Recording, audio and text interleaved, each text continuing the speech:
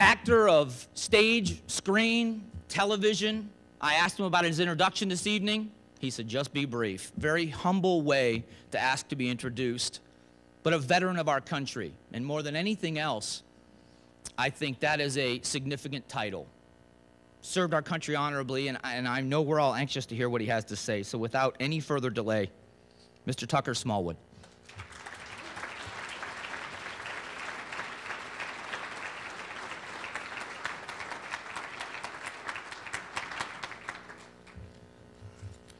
Thank you, Mike. Thank you to Raj. Thank you, Jerry. I'm grateful to Operation American Patriot for the opportunity to speak with you this evening. The fact that you are here means that we share a commitment to the women and men who have served in America's armed forces.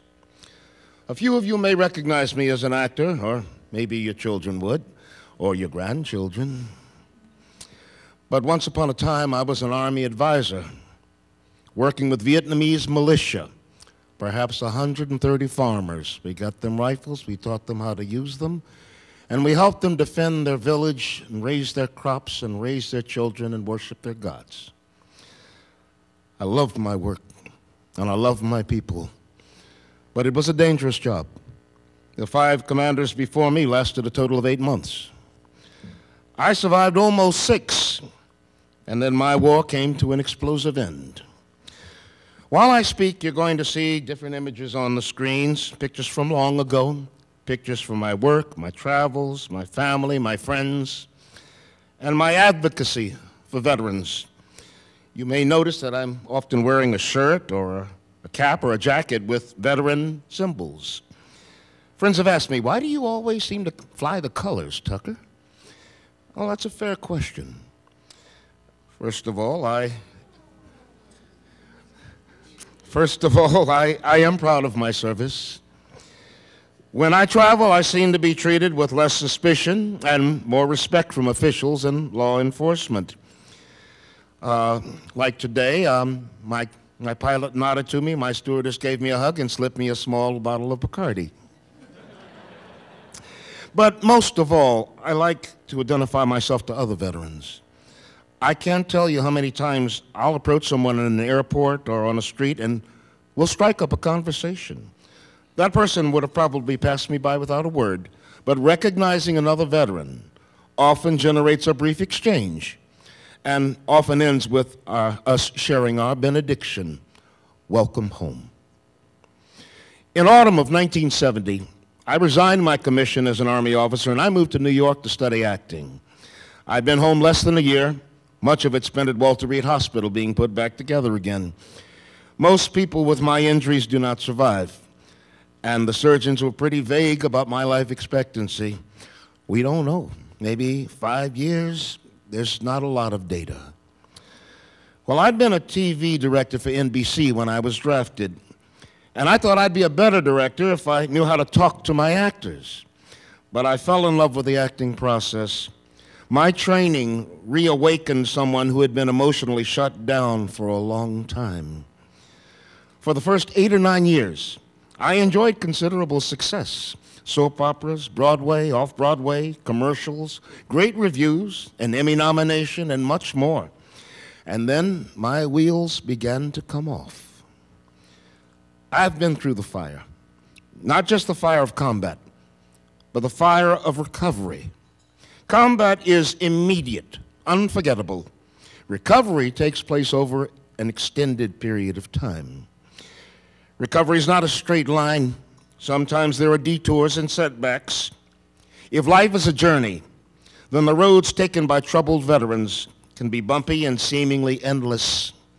In life, all veterans can do is soldier on, do the best we can, and hope to reach stability and sanity and peace. Not all of us will make it. Today, one active duty soldier will end their life.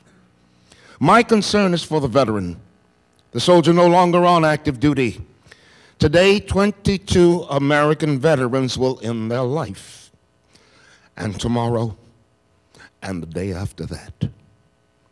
It troubles me that out there in America, for too many, The pain has become too great.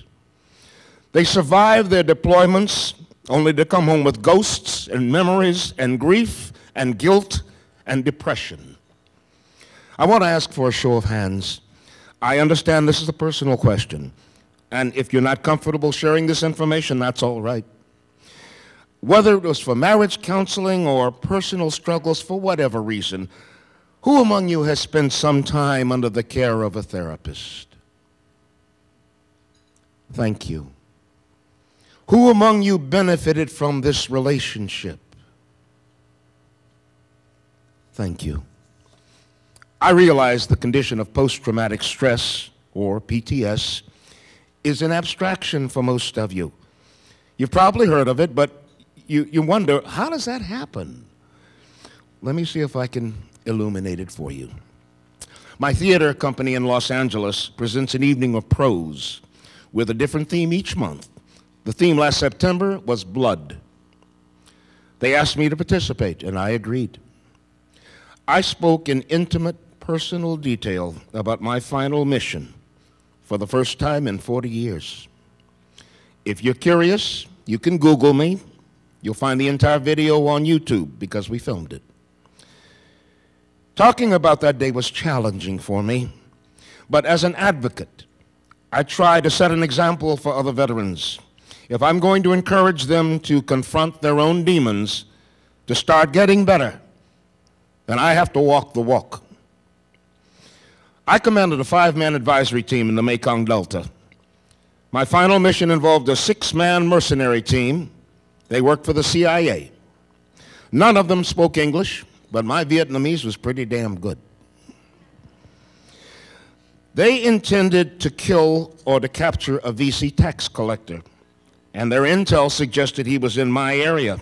Now, these guys got paid by the body, and sometimes anybody will do. The farmers around me trusted my team, and I decided to accompany the mercenaries to make sure they got the right body. Long story short, the mission was compromised, and soon all of us lay dead or wounded. An artery in my throat was severed. My blood was spurting 10 feet away. Surgeons agree I should have been unconscious or dead within 15 minutes. But because I knew my headquarters would not authorize an extraction unless I called it in, I had to stay conscious because no one else here spoke English. I whispered into my radio for 20 minutes, and finally someone responded. After almost an hour, the medevac and gunships arrived and pulled us out. A little later, the doctors tell me that I died. But I already knew that. Now, that day was September 14th, 1969. For many years afterwards, around the end of August or early September, I'd start having bad dreams. I'd wake up soaked in sweat. I would smell the jungle, smell cordite, smell fear, smell death. I felt this sense of oppression. Something awful is coming. And on September 14th each year, I would be in a locked room, sitting in a corner in darkness, sobbing, lost. And then the next day it was as if I had shed my skin. I was reborn. I was full of joy. This phenomena is called anniversary syndrome. I didn't know that then. I just knew every year I went a little crazy. I called it my annual PMS. It's much better now. I can work on that day. I can travel. I can live a fairly normal life. But I have had a lot of therapy, and I am now medicated. But that date, for me, is what we call a trigger. A trigger can be anything: a smell, a sound, an image, an anniversary, a loss. With the right help, we can diminish the power these memories have over us. It's not about amnesia. We're never going to forget this stuff. But we can become less vulnerable to it and more conscious. We can have the memories without living at the effect of them. When I came back from Vietnam, I was on a stretcher. Some guys were in the bush on Tuesday, and walking down an American street on Wednesday. That's a lot to deal with. I got to slowly decompress for months to ease back into normal life. I was seriously damaged, but I've got good genes, and I got great vascular surgeons to make history putting me back together. And God was waiting with me that afternoon. Post means afterwards, maybe right after, or in a few days, or weeks, or months, or maybe even years. Seriously. We know our veterans now out processing or admitting that they have issues. 35% admit to an enduring problem. Despite their warrior culture, despite their training, despite their fear of judgment, some veterans are saying, I am not okay. I got some stuff that troubles me. I need help. Traumatic means that you were damaged to some degree. Two people can process the same information in two different ways. One may be troubled immediately and then slowly recover. The other may continue to function for some time, but a reminder, a trigger, can take them back to that moment when their life, when everything changed forever. We flash back. Trauma can be caused by not just war, a violent crime, a horrific accident, the loss of someone close to you. I'm trying to be consistent with my genders tonight. We tend to think of our veterans of combat as men. Yet for some time, women have served under the same conditions and confronted the same dangers. So our troubled veterans are both our sons and our daughters. Stress. Is there anyone here tonight unfamiliar with stress? Being stuck in traffic is stressful. So is going out on patrol in a hostile foreign village, just a little bit more so. Week after week, deployment after deployment. And many of us cannot shake off our memories. We can't walk this one off, Coach. We learn to trust our reflexes, our instincts, because sometimes they kept us alive. There are circumstances when if you have to stop and think, it may be too late. Good training means you don't think, you react. But those same reactions that were appropriate in combat can be horrific in civilian life. Can you imagine deploying to war, surviving, coming home, redeploying, surviving, coming home? Not everyone is affected by PTS to the same degree. For some, it's a distraction. They can have good days and bad days. For others, it is debilitating. There are no good days. And it's not just combat soldiers. Our nurses and doctors are marked forever by the unending broken young bodies of our soldiers, some of whom are not going to get any older. And so are our people assigned to Graves registration. 2 years ago, I reunited with my nurse from Vietnam and the surgeon who had brought me back to life. I'd been searching for 40 years. Someone bought my book, recognized the photo of my nurse, and put us in touch. Ellen had read my chapter about her, and this is what she wrote to me. Dear Tucker, after reading your chapter about me, I am so back in Vietnam. What an honor to hear from you.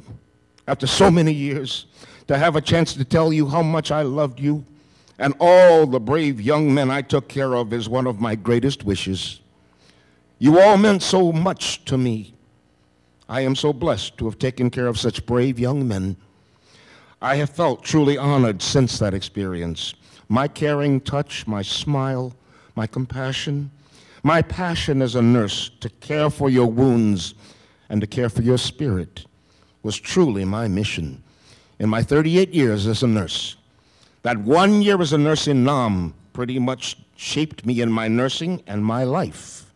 I was forever changed. Some good and some not so good. I too suffer from PTS. I get counseling from time to time. But I have managed to raise 2 great kids, and I have been married for 36 years. Please believe me, it was such an honor to care for you and to help you heal. I am haunted every day about the hundreds of young men I cared for, wondering what happened to them. To know you made it makes me feel so warm in my heart. You are all forever imprinted in my heart. Please keep in touch, and hopefully we can meet someday soon, and I can give you a big hug. Love, Ellen, your McMurphy. So, we shouldn't be surprised that veterans are coming home with issues. Caring for them is going to be expensive. So, why should you care? Seriously, why is this your problem? Maybe you weren't in favor of the war. Or maybe after a few years you decided it wasn't worth the cost, not in dollars or in lives. We got a volunteer military, right? They signed up for it. Well, for openers, let me read a passage from Abraham Lincoln's second inaugural address.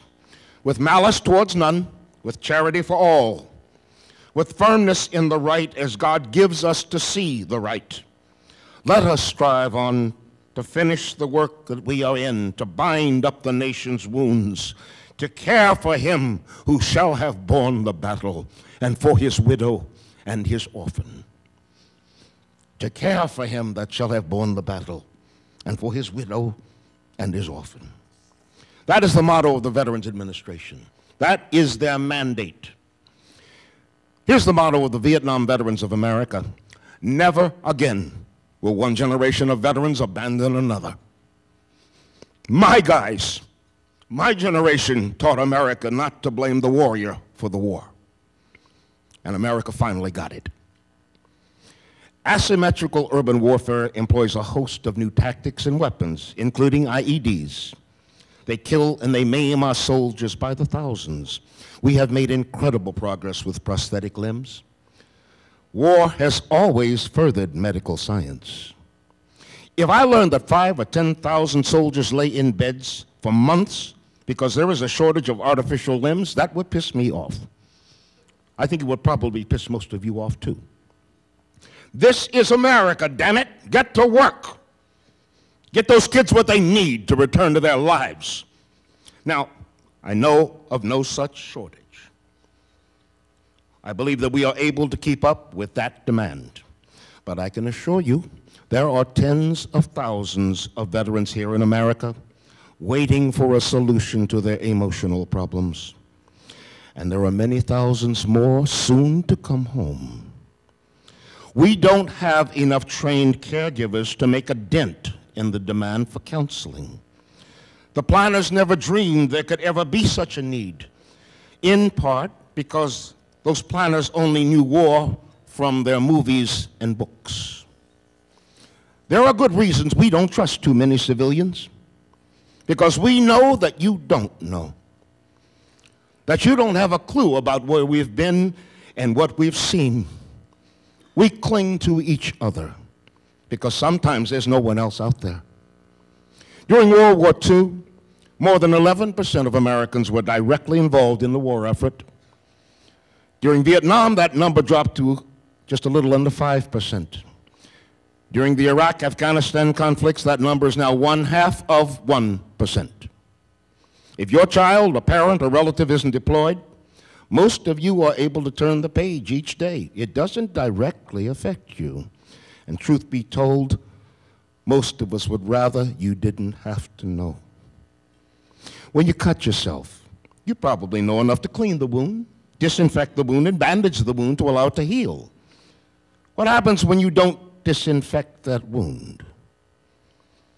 Our veterans are wounded. Imagine being able to offer the beds, transfusions, medications, bandages, but unable to treat the real cause of their injuries. When we administer some medications to our troubled troops, we are treating the symptoms.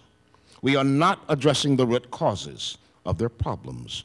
PTS has many symptoms: sleeplessness, hypervigilance, guilt, rage, fear, weariness, isolation, self-medication.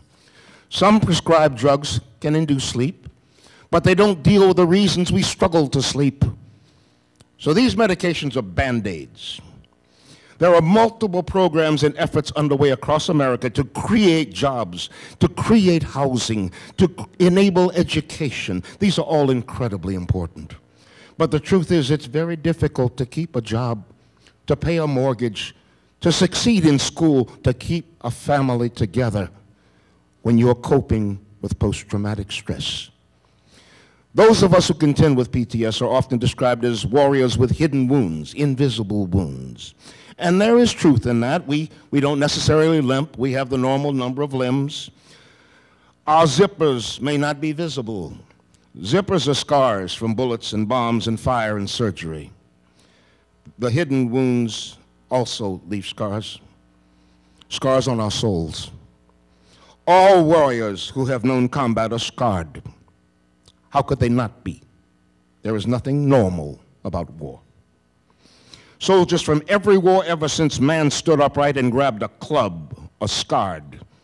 It's been called many things over the years: soldier's heart, shell shock, combat fatigue, and lately, post-traumatic stress.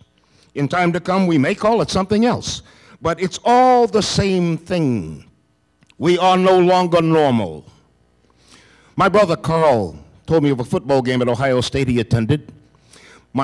His daughter, Jocelyn, my niece, is in the band. By the way, Joss dotted the I at the Ohio State-Michigan game last year, which we won. A few seats away from Carl that afternoon, two young men sat, one who held his head in his hands most of the first half.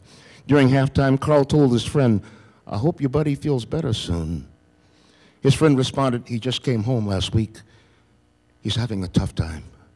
Are you serious? Attending a football game in the Horseshoe with 110,000 people? I couldn't even handle Christmas shopping in New York City for years. Any crowd put me into instant panic. You cannot watch that many people.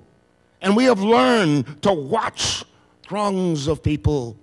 We must. Our lives depend upon it, and the lives of our friends. Now, it doesn't have to be that way. We know what the problem is. We know what helps healing. It's called therapy. And right now, we don't have enough professionals available to serve our veteran population. I'll tell you what we do have, and there is no shortage. We got pills. Yellow ones, brown ones, blue ones, white ones, pink ones, big ones, little ones, capsules, tablets, soft gels, liquids, chewables, powders. Our pharmaceutical companies are churning out pills by the billions. Here, take this one. What will it do? Well, we hope it will relieve some of your symptoms. Let's see. Be very clear. There is no silver bullet for PTS. There is no one-size-fits-all. We are similar, and we are each unique. What troubles me may not trouble you, and vice versa. But we do know this: individual and group therapy, coupled with the proper medication, will lead to improved quality of life. Because we don't have enough therapists, we throw the pills at the problems. Pills don't heal. Pills treat the symptoms. Veterans have trouble sleeping. We fear our dreams. So we suffer from insomnia. Sleeping aids can put us to sleep. We awaken, our minds dulled, and our troubles remain. Some pills can level off our highs and lows, flatten that sine wave of excitement and depression. You watch commercials on TV, you hear the warnings. You may experience mood swings and thoughts of suicide. If this happens, contact your doctor. Some of us go off our meds, unwilling to live with the multiple side effects, and on and off. So the right pills can help, but they are not in and of themselves a cure. I took my dad to Pinehurst years ago for a week of golf. It's a historic golfing resort in North Carolina. It's beautiful. Dad was coming off of chemo, and at breakfast he would take out a small plastic container with sections for pills, different colors, different sizes, lots of them. And I remember thinking, my goodness, is that me in a few years? Oh, yeah. I can look out here and I see some folks of my generation, and I guess we all share that daily ritual. I'm probably lucky. I only take 7 or 8. A multivitamin, a baby aspirin, a fish oil capsule, a statin for cholesterol, a blood pressure med, an acid reflux med, and an antidepressant. I've been on it for 8 years now. It works for me. Others I tried didn't. I couldn't sleep. I couldn't meditate. I couldn't focus. I couldn't do my work as an actor. But I got lucky and found the right recipe. You know what my label says? Take one tablet by mouth every day for mood. Doesn't that sound innocent? Are you in a good mood? Are you in a bad mood? I'm in my mood. It is what it is. I am well enough. I get most of my meds now from the VA, which saves me thousands of dollars in copays. All veterans should. We deserve it. We earned it. A lot of veterans resist the VA, those with other choices, or just go without. The VA can be a challenging experience for those that struggle with impatience and depression. I've been fortunate enough all these years to have had coverage through the Screen Actors Guild, so I always had options. But once I dedicated myself to advocacy, I forced myself to go through the system, to understand what it was like for any other soldier coming home and asking for help. There are many VA facilities across the country, and they are challenged today by the sheer volume of veterans asking for help from recent wars and wars long past. There will be a lot of sitting. There will be a lot of waiting. There will be a lot of frustration. I have met so many VA caregivers over the years, decent people, professionals, striving to help, to make a difference. I guess that some of them burn out over time. It doesn't stop. The veterans keep coming and coming and coming. Now, we know from our news reports of the problems within the VA bureaucracy: inefficiency, digital conflicts, lost paperwork, veterans waiting months, even years, to have their cases resolved. We know the VA is trying. I would say to them the words of Yoda from Star Wars: no, try not, do, or do not. There is no try. Look, we know that people are living longer today. We know that geriatrics is a growth industry. There will be plenty of jobs and a critical need for caregivers in our future. We also know that modern life is stressful, and if we turn off our phones, it becomes a little less stressful. Now, there's going to be a shortage of mental health care professionals. At the beginning of World War II, we didn't have enough planes and ships and tanks. So we geared up as a nation, and in short order, America was cranking out an amazing amount of materiel. We need a similar effort today. It takes years of training to become an experienced and qualified therapist. Let's create a Marshall Plan to care for these mental health caregivers. Let's create scholarships and inducements to attract students into this field. I strongly believe in national service of some sort. You don't have to carry a gun. There are lots of other ways to contribute and pay back your good fortune to have been born in America. The need is now, and the need will continue to grow. Let's get out in front of this problem. Let's take it seriously. Let's apply our exceptionalism to this crisis. The VA is crowded, it's challenging, it's lines and numbers and waiting and being judged, and it's often impersonal. And there is another thing when it comes to PTS. Registering and being evaluated means we have to confront those things that trouble us. Years ago, I tried to create a group program for 10 veteran volunteers out in Los Angeles, where I now live. For 8 weeks, each would receive an hour of individual therapy every week, plus a 2-hour block of group therapy. Each veteran would be required to write something each week, something to be read aloud and then discussed. Didn't matter whether it was a poem or a song or a letter or a list or a rant or a short story, anything that addressed what troubled them. We weren't looking for Hemingway. I wanted this group to engage the process that had helped me to heal. And as long as they wrote with courage and candor, nothing else mattered. Not spelling, not grammar, not presentation. The VA said, we'd have to assign a qualified staffer to monitor this. I said, that's great. That would be incredibly helpful. They thought about it, and they discussed it for some time with their superiors. And eventually, they came to this conclusion: we don't think that's a good idea. There's a danger that things will come up during these sessions. We're not comfortable with that. And that was it. I wanted to scream at them. That's the point. Bringing things up to the level of consciousness is the point. Only then can healing really begin. I didn't shout at anybody. Probably my meds looking out for me. But that institutional fear of liability, the fear of raw, fundamental emotional work being done, seems to me at the heart of the VA problem. It's easier to medicate veterans than to do the difficult work of healing. That can be messy. There may be tears. There may be rage. So be it. We are going to be dealing with our condition the rest of our lives. Might as well get started. Every journey begins with a first step. Many veterans express themselves in various forms of art: painting, poetry, fiction, film, theater, music, personal memoirs. All of these enable healing because they consciously engage what troubles us. Vic, my therapist, Dr. Victor DeFazio, insisted that I write down everything I could remember about my time in combat. Don't judge it. Don't censor it. Just write it down. I wrote the chapters in my book, Return to Eden, to get better. I published those memories to help other veterans and their families understand how we had changed.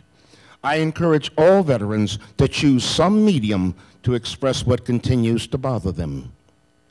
Eric Bagay is not a veteran, yet he somehow gained insight into our reality, and he wrote this poem, To See the Elephant. That's a saying that dates from the 19th century in America. For most of our early history, an elephant was pretty much the most remarkable thing a person could see in a lifetime. It was used during the gold rush to describe a great adventure. During the Civil War, it expressed one's first encounter with death and fear. It became the expression for suffering a severe ordeal, facing one's worst expectations, knowing the truth. We have seen the elephant. We have gone and by pure luck returned. Heroes, larger, no longer the same. We are back, and we have seen the elephant. We came back mad, in shells of gray flannel and maybe 3 or 4 martinis, encrusted with invisible filth that never washed away, the filth we'd seen and done when we saw the elephant. Some still cannot speak of it, the elephant, larger than anything, larger than everything, its gray horror reflected always in our eyes, and twisted bodies standing alone on freeway on-ramps. Some of us identify with it and woo the elephant as if to win its favor, speaking of its glory and of our part, teaching our children to seek their manhood in the elephant as we did. And then we try to sleep. Some of us tell our children there are better ways to die and better things to die for. That luck is not grace. And surviving isn't all that great either after the elephant. But children rarely listen. They say, take us, use us, make us more than we are. Instead, it took the ones who had our backs. It took the ones we would have died for and made them dead and made us veterans. So, yes, we've seen the elephant. We've gone and served and somehow made it back. Heroes. No. Just lucky, I guess. But not the same. We've seen the elephant. Now, I've probably read this poem in public maybe 9 or 10 times, but it never fails to move me because I recognize the truth. That's why it's so important for veterans to read and write and speak, not only for themselves, but because another veteran will recognize that truth and lay down some of his burden. I struggled with depression for 8 years, self-destructive, self-medicating, isolated, desperately unhappy. I had fame, I had money, I had affection, I had good physical health, and I felt unworthy to be alive because so many men that I cared for and respected didn't get to come home. That's called survivor guilt. A lot of us struggle with that. 2 veteran friends cared enough about me to give me a book by Myra McPherson called Long Time Passing. It's a big, thick collection of interviews with veterans and their loved ones. And I'd read them, and I'd say out loud, my God, that's me. That's how I feel. Our minds are nimble. They exist in survival mode. It's hard to shrink yourself. I was aware that I had some problems, but I saw so many other veterans who were so much more troubled. I spent hours each week in VA hospitals as a volunteer, locked wards, psych wards, detox wards. I was helping them, but I was hiding out from my own stuff. And so finally I asked for help. That's not easy for us to do. It goes against our culture. We are trained to suck it up and drive on. I was an infantry commander. Our motto is follow me. But I had clearly lost my way. Dr. DeFazio gave me back my life in 2 years. He counseled lonely veterans and policemen. Vic was a real anomaly in 1988 because treatment for PTS was not then a mainstream discipline. Vic was one of the point men for treatment of PTS. He flew back and forth to Russia to help their shrinks develop therapies. The Russian soldiers returned home from the war in Afghanistan with the same problems we did: guilt, addiction, depression, suicide. With Vic's help, I gained a sense of worth. I came to accept that I did deserve to be alive. And I dedicated myself to be an advocate for other veterans without my good fortune. Now that I was clearer, I moved to California in 1991, and I resumed my career as an actor. I enjoyed success in the following years with memorable roles on Star Trek, The X-Files, Contact, Jag, Seinfeld, and dozens of other series and films. But I remain active in veterans organizations like the Vietnam Veterans of America, the Disabled American Veterans, the American Legion, and counterparts. I make myself available whenever possible to speak, to appear, to participate in fundraisers and parades and ceremonies that honor service. If my minor celebrity could attract participation because someone saw me on a TV show, I'm cool with that. Whatever works. Let me tell you what is possible from people of conscience and empathy. An elderly psychiatrist, Dr. Judith Broder, nearing retirement, went to see a small play in Los Angeles in 2004. The play's producer, Sean Hughes, then a member of the Marine Corps 2nd Light Armored Reconnaissance Battalion, had written and staged a series of monologues entitled The Sandstorm, Stories from the Front. Judy recalled that the confined quarters in the theater only heightened the intensity as the actors, most of them real soldiers, poured out wrenching accounts of the horrors of war, drawn from Hughes's own combat missions during the invasion of Iraq. They spoke of friends dying, of rifle fire and fear, of rage and the lust for revenge. They talked of atrocities so repugnant that some felt it impossible to return home and ever fit in again with normal society. That still gets to me, says Judy, who has the soft-spoken demeanor of a kindly librarian. To her, it was unthinkable that soldiers sent abroad should come back so broken and isolated. She brooded all night. By morning, she had decided to put world travel and retirement on hold. Startling her husband, she unveiled an entirely new plan to form what would soon become the Soldiers Project, a nonprofit network of licensed therapists providing free counseling to returning soldiers and their loved ones. The project has since expanded nationwide with 400 therapists donating thousands of hours and satellite centers operating in Boston, Chicago, New York, and Seattle. Maybe you could start a chapter here.